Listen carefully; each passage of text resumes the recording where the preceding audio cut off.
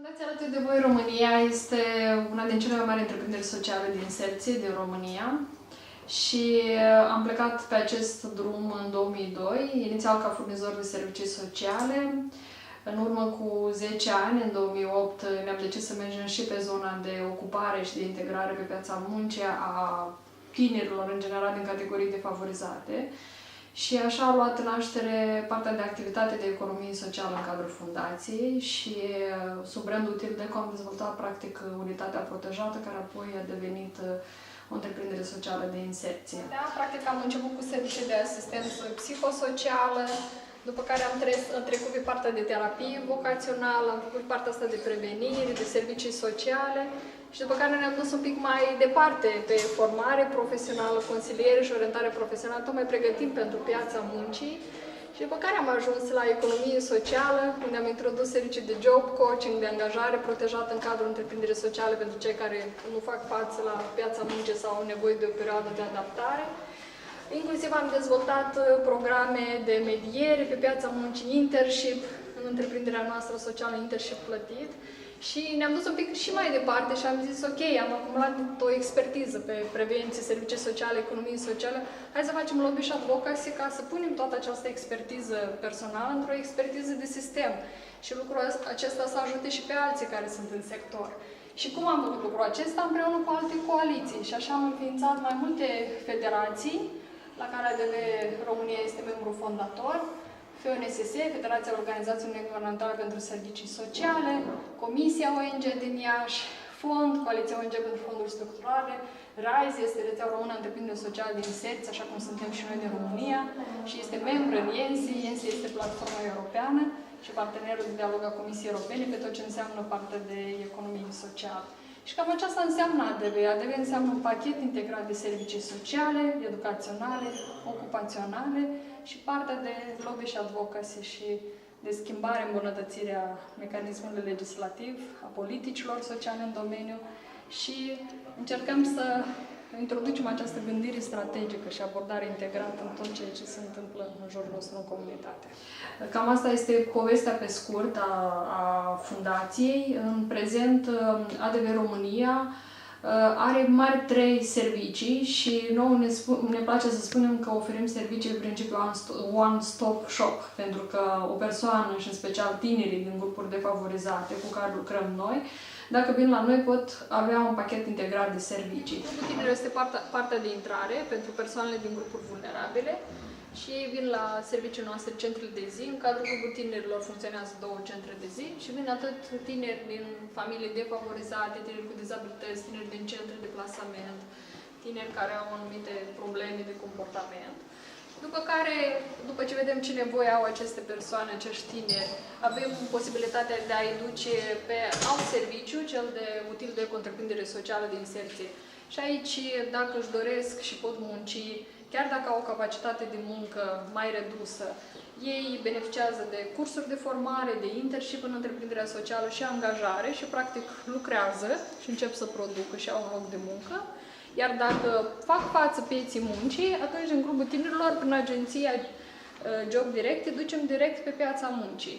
Și pe piața muncii ajung după ce beneficiază de un alt pachet de servicii, consiliere, orientare profesională, testare de abilități vocaționale, facem profilul acestor tineri, găsim locurile de muncă potrivite, mediem cu angajatorul aceste locuri de muncă, ne întâlnim cu tinerii, cu angajatorii, după care urmărim ca angajarea să se facă cu forme legale, să fie respectate toate drepturile pe care le au aceste persoane, inclusiv angajarea, contract de muncă, medicina muncii, securitatea muncă.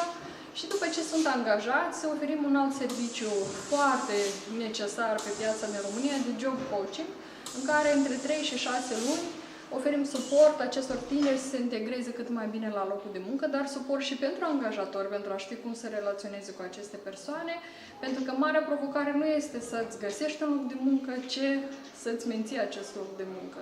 Și atunci, asistentul nostru social, consilierul de orientare profesională, intervine atunci când sunt probleme, dacă apar conflicte la locul de muncă, neînțelegeri legate de fișa de post sau responsabilitățile pe care le au. Dacă nu ajunge la serviciu, se duce acasă, să vadă ce s-a întâmplat, în așa fel încât să depășească orice moment de criză, de dificultate, să fie fericit și să aibă un trai de viață și un nivel de viață și o aderență cât mai bună și la tratament în cazul celor care, de exemplu, iau tratamente de la anumite probleme, mai ales în cazul persoanelor cu dizabilități. Pur și simplu a fost la mijloc o dorință care s-a transformat în ceva concret pe parcurs, ce mi-am dat interesul și am găsit interes din partea celor de aici. Asta pot să constat după toată această perioadă. Faptul că din moment ce faci ceva în acest sens, era foarte simplu ca după facultate, nu știu, să aleg să mă pensionez pe caz de boală și să mă mulțumesc cu prietenii care să-mi deschidă ușa, dacă mi-ar fi deschis-o, și nu știu, să fiu dependent de anumite lucruri, de părinți, și atunci alegi. Sau, altfel spus, nu prea ai ce alege. Cumva, în situația mea, în contextul meu, eu n-am avut de ales, ci pur și simplu lucrurile au venit de la sine și am încercat să devin cât de cât independent. Și cred că într-o oarecare măsură am reușit. În momentul de față pot să mă consider o persoană independentă. Dar n-a fost ușor. Cu siguranță a fost frumos. Pentru că avem 10 ani de activitate în partea asta de economie socială. Cred că în cadrul fundației au fost în jur de 100 de tineri care au lucrat aici. În momentul de față avem 17 tineri cu dizabilități angajați și 7 din alte grupuri vulnerabile. O parte dintre ei au plecat pe piața muncii, există această migrație și noi încurajăm să se meargă și pe piața muncii. Iar prin cadrul Agenției de Plasare și Asistență la Locul de Muncă, anul trecut am plasat 30 de tineri pe piața muncii, anul acesta avem deja vreo 15 tineri care au fost angajați, dar de serviciile noastre de consiliere orientare profesională beneficiază mai mulți, aproximativ cam 100 de tineri pe an. Cheia este să-l consiliezi, să orientezi profesional foarte bine, să-i testezi abilitățile și noi avem niște teste speciale Casper, CASS+, prin care evaluăm să vedem exact ce știu să facă și în baza acestor evaluări facem un profil pentru a face matching cât mai bine cu angajatorul. Și atunci, dacă acest matching între ceea ce își dorește să lucreze tânărul, ceea ce poate să ofere compania, este potrivit, atunci ai 50% din succes. Iar dacă reușești să oferi serviciu de job coaching între 3 luni, 6 luni în funcție de nevoie și să-l sprijini la locul de muncă, atunci mai ai încă 50% succes și poți să zici că ajungi la o rată de succes destul de bună, în așa fel încât ei să se mențină pe piața muncii, pentru că asta este într-adevăr provocarea.